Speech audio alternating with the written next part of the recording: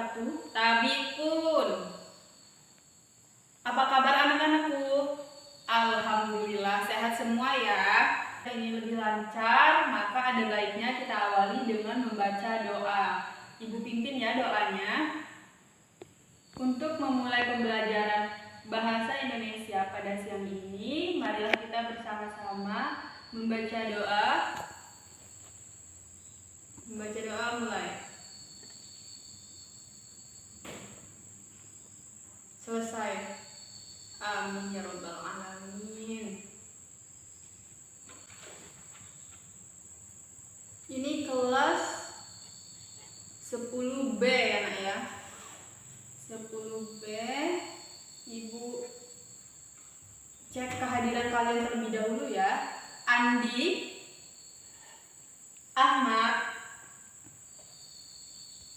Caca, Zaki, hadir semua nak ya. Alhamdulillah. Pertahankan ya kelas 10B.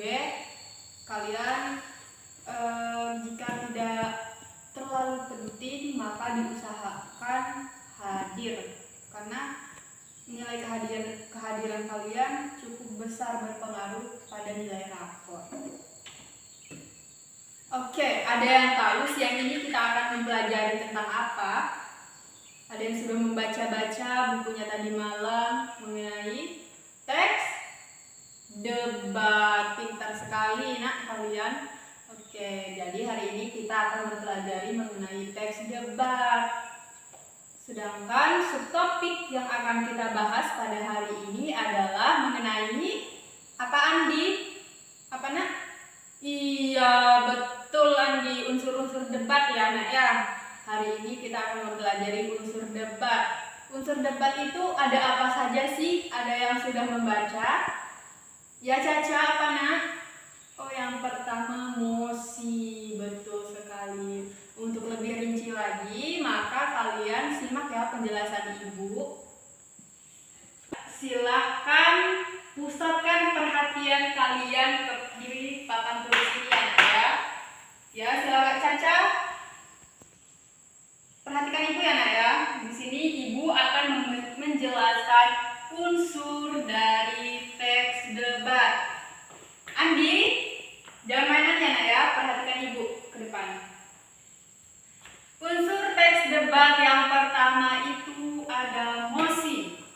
Mosi itu adalah tema dari debat. Tema dari debat, misalkan tema yang digunakan ialah, ada yang bisa memberi contoh? Ya, Andi apa nak? Iya, tepat sekali Andi. Bisa ya, bisa digunakan contoh bahwa penggunaan HP di kalangan SMP 2 cukup banyak menimbulkan dampak yang positif. Itu contoh mosi ya, dapat digunakan.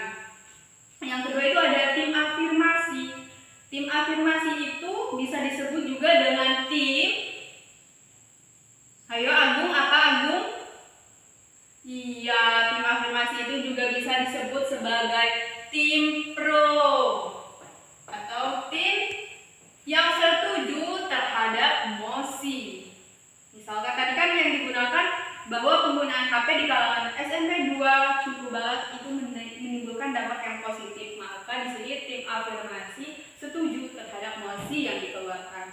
Yang ketiga ada tim oposisi. Tim oposisi itu apa sih nak? Ada yang bisa menjawab? Tim oposisi? Ya Rizka, apa nak? Iya benar sekali. Tim oposisi ini adalah tim menentang. Bahasa bakunya apa ya? Tim oposisi ini adalah tim yang kontra.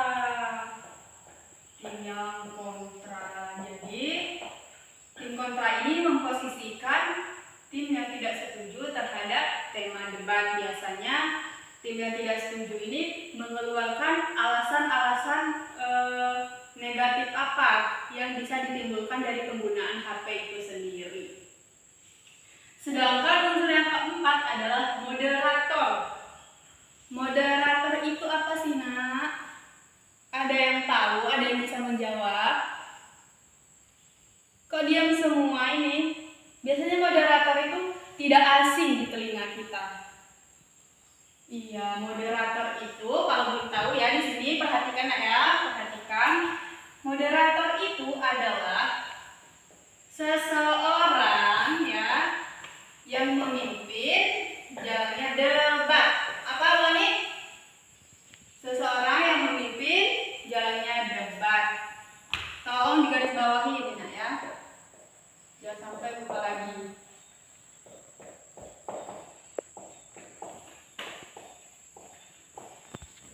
Jalannya debat. Notulis. Notulis itu apa? Zaki? Ngantuk nak ya? Ya, Zaki silakan cuci muka dulu. Keluar. Apa Andri? Notulis adalah mantul Andri bahwa notulis adalah seseorang yang bertugas mencatat pernyataan-pernyataan yang dikeluarkan saat berlangsungnya jalannya perdebatan. Notulis mencatat segala sesuatu yang dibahas saat debat berlangsung ya. Mencatat. Tim netral. Nah, tim netral ini ya perlu kalian ketahui bahwa tim netral ini tidak harus ada pada sebuah perdebatan. Karena tim netral ini tidak terlibat secara langsung. Dia memposisikan dirinya pada zona aman karena tidak bertindak sebagai pendukung ataupun sebagai penentang. Sejauh ini ada yang ditanyakan kepada ibu, ada yang belum paham mengenai unsur teks debat? Paham semua ya nak ya? Memang anak ibu cerdas, cepat paham. Oke, setelah kalian menyimak unsur teks debat yang telah ibu jelaskan, silakan kalian membentuk kelompok kecil yang terdiri dari 5 orang satu kelompoknya. Kelas ini terdiri dari berapa siswa ya nak ya? 25. Jadi pas ya nak ya, 5 orang. Silahkan kalian berhitung dari 1, 2, 3, 4, 5. Lalu diulangi kembali 1, 2, 3, 4, 5. Oke? Berhitung mulai. Berhitung selesai. Oke? Silahkan yang nomor 1 bergabung kepada temannya yang nomor 1 dan seterusnya. Silakan. Oke, sudah pada kelompoknya masing-masing ya nak ya. Sudah. Jadi sekarang sudah nak ya, sudah duduk pada kelompoknya masing-masing. Sebelumnya mari kita mengulas materi kita. Yang pertama ada unsur teks debat. Kelompok masing-masing ini ya sudah pada mengerti ya unsur dari teks debat. Selanjutnya di sini ibu memiliki 3 pertanyaan.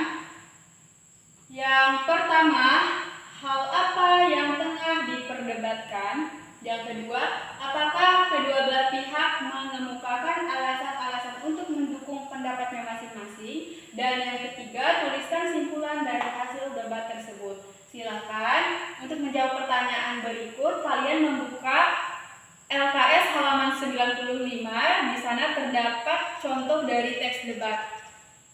Oke, jangan berisik nak ya, silakan kondusif dan tugasnya dikumpulkan. Jam 9:15 ya, ibu beri waktu 15 menit kalian untuk mengerjakan tugas tersebut. Silakan jangan ribut ya. Bagaimana nak? Udah selesai semua ya menjawab pertanyaannya? Oke, di sini kita membahas sama-sama ya. Sudah duduk pada kelompoknya masing-masing? Sudah. Pertanyaan yang pertama, hal apa yang tengah diperdebatkan? Siapa yang bisa menjawab? Andi? Kelompok kalian menjawab apa nak? Apa? Keefektifan sekolah daring. Betul sekali. Jadi yang ada di LKS halaman 95 yang telah diperdebatkan ialah keefektifan sekolah daring. Jawaban kelompok 2 Apakah sama, Nak? Sama kelompok 3? Sama kelompok 4? Sama 5? Good job, semuanya bagus ya. Menjawab keefektifan sekolah daring. Yang kedua, apakah kedua belah pihak mengemukakan alasan-alasan untuk mendukung pendapatnya masing-masing? Nah, apakah kedua belah pihak itu mengemukakan pendapatnya masing-masing? Jawaban dari kelompok 2, apa Caca? Yang kelompok afirmasi atau kelompok pro menyatakan bahwa jika pembelajaran dilaksanakan secara daring, maka waktu siswa untuk terlibat dalam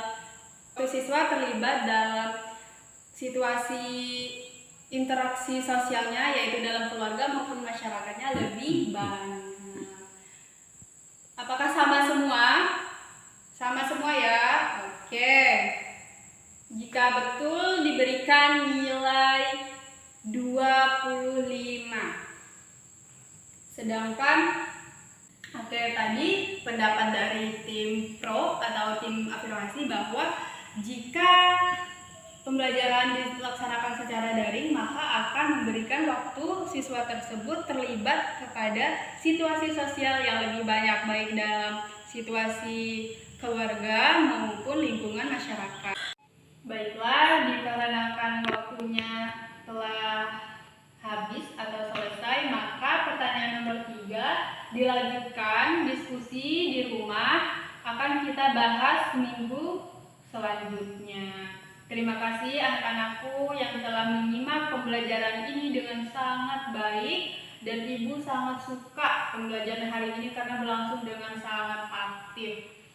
Oke, untuk mengakhiri pembelajaran pada siang ini, berdoa mulai. Berdoa selesai.